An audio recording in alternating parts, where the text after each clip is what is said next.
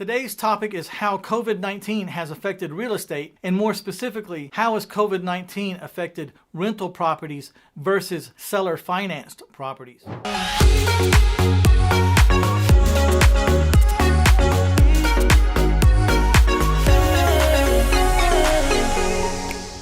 In the content that follows, I'd like to give a real-life perspective of how COVID-19 has affected rental properties and then versus the seller finance properties. Now I'm going to be talking to you about specifically how it affected commercial properties and then residential properties, and then how it's affected acquisitions, and then how it's affected sales.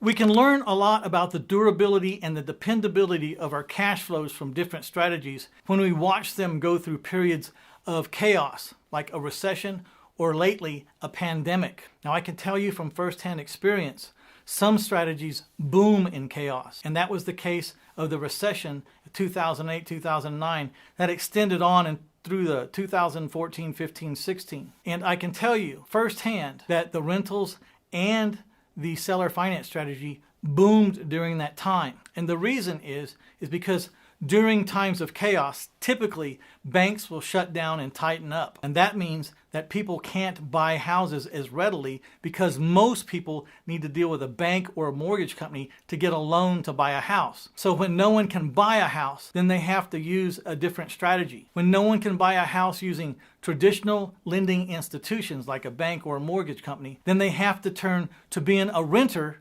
unless they can find the option of someone who wants to seller finance, and that will give them two options of where to live, as a renter or as an owner, but without a bank. In the last recession, it was about 2010 when I saw the prices of properties plummeting. They were plummeting because institutional lenders had clammed up, they had tightened up, and they weren't lending. And so that's when I decided to jump back in full force, because I was living kind of a life of semi-retirement, but I saw the opportunity. Prices were dropping in my area, and for a real estate investor, that's the go signal. That's the time to start buying. So I came out of my semi-retirement and went full speed. There was a time during the 2008-2009 recession, around 2010 through 2012, I was buying houses and selling houses like a madman. In one short period of time, I bought a house a day for 45 days in a row. I had a flaw in my infrastructure. And that flaw was I was both the house buyer and the house seller. So when I got to 45 houses in a row being purchased, I got a little bit scared because I had not been able to put my sales hat on and go sell any of these houses.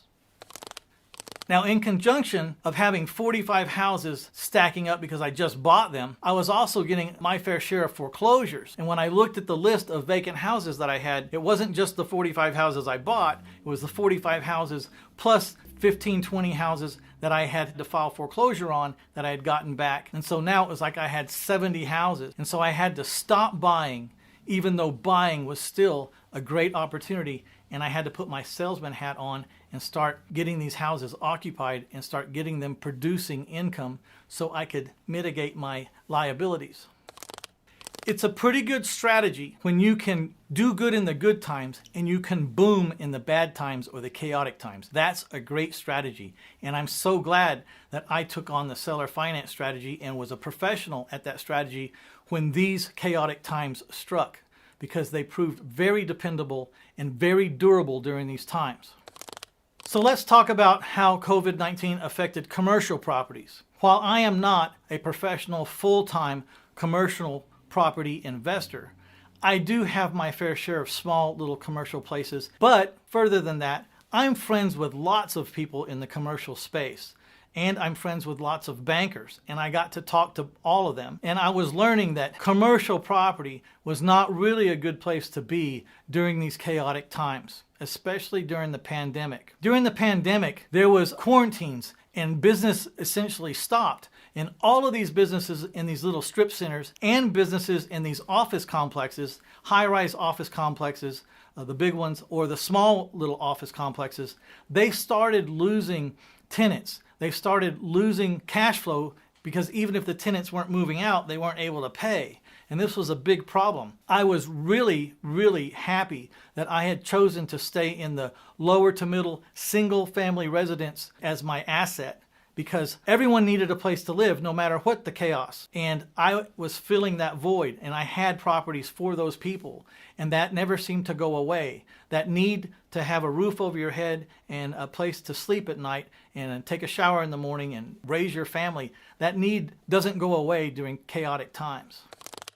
I was also very appreciative that the commercial properties that I was in were self-storage units, and the dynamic that was happening kind of lent itself to self-storage, because as people were downsizing or having to move out of their luxury houses or their offices or their office space, they were choosing not to let go of a lot of the little knickknacks. And so while storage business didn't increase or decrease, it stayed about the same throughout the whole chaotic times. In the time of the recession, people were losing their houses and they were having to downsize, but we're Americans, and Americans don't let go of their junk or their stuff. So they were downsizing, but they were putting their stuff in storage for a better day in the future. Same thing happened in the commercial and in the pandemic. People were downsizing and they were having to lose their office space or lose their restaurant space, but they weren't willing to just sacrifice all the equipment or the desk or the chairs or the computers. They were taking those things to storage.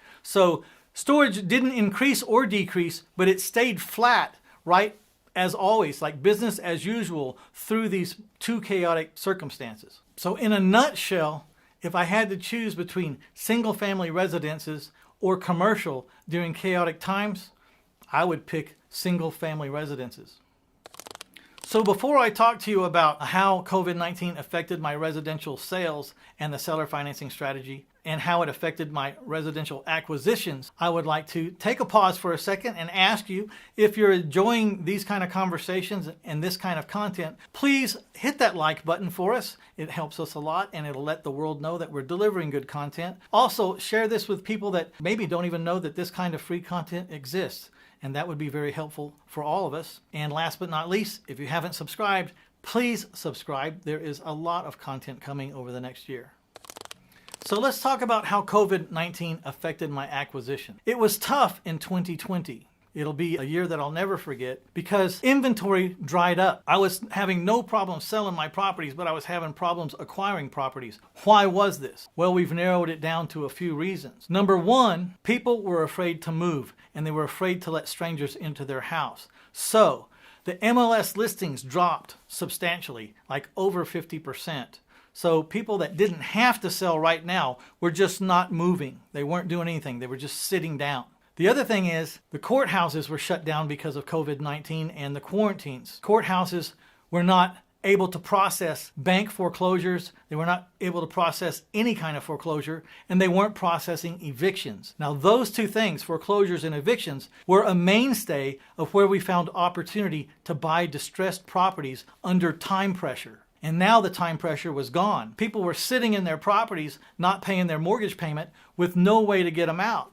There was no way to get them out because the courthouses and the process you have to go to was shut down. Instead of continuing on in my traditional way of buying 100 houses a year, we were lucky to break 50 houses in 2020. Still a great year, but nowhere close to where we wanted to be or could have been if it wasn't for COVID-19. To combat this problem of inventory, we had to switch directions. We moved rural. We started looking at land. We started looking at mobile homes and land. And we started looking at things that weren't so affected by COVID-19.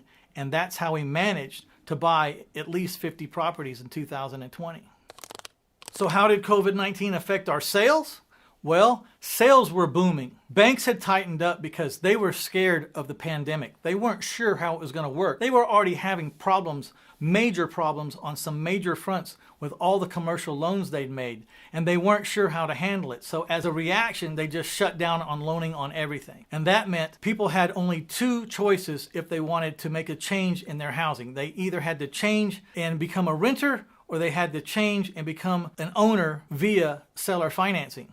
And that was the only two choices they had because the lending institutions had clammed up. Well, lucky for us, we filled one of those options. We fulfilled the ability for people to go in and still be a home buyer, but not have to deal with a bank. And this is a really good reason why, we were averaging 9 days on the market for our houses, and then COVID-19 hit, and we started averaging only 4 days on market when COVID hit. Now, why was that? Well, number one, we developed a way to show our houses. You see, realtors might have had listings, but still, people weren't letting open houses happen. People weren't coming out to view the inside of these houses because the owner was saying, I don't want strangers in my house. When we were trying to sell our houses, we were the owner of our houses, and we were able to take these vacant houses and make a way for people to view them without having to be around our salesman. So a family or a person could go look at a house and never come in contact with a salesman because we owned the house, and we would open the door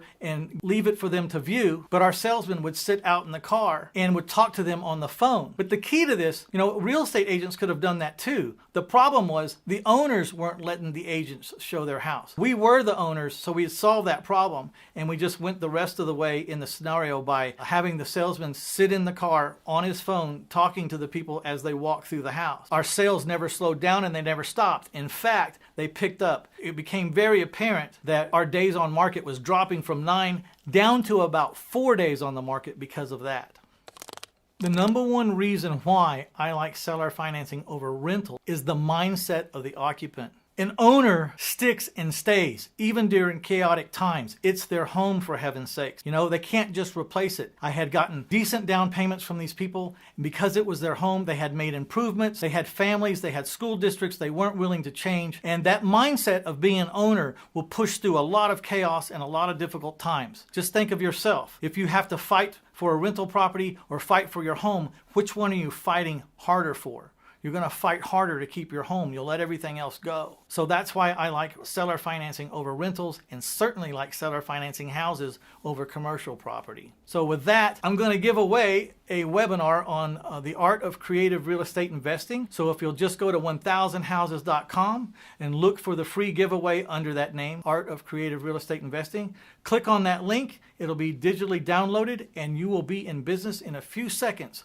learning how I've taken the seller finance strategy and why I've taken the seller financing strategy so far. In that webinar, you'll learn how I've taken this seller finance strategy through chaotic times as well as good times, and why it's held up so good, and some of the numbers and the kind of profit you can make with this kind of strategy. It is a wonderful strategy, very dependable and very durable. So check out that webinar. Just go to 1000houses.com, skim through the free stuff, you'll find it.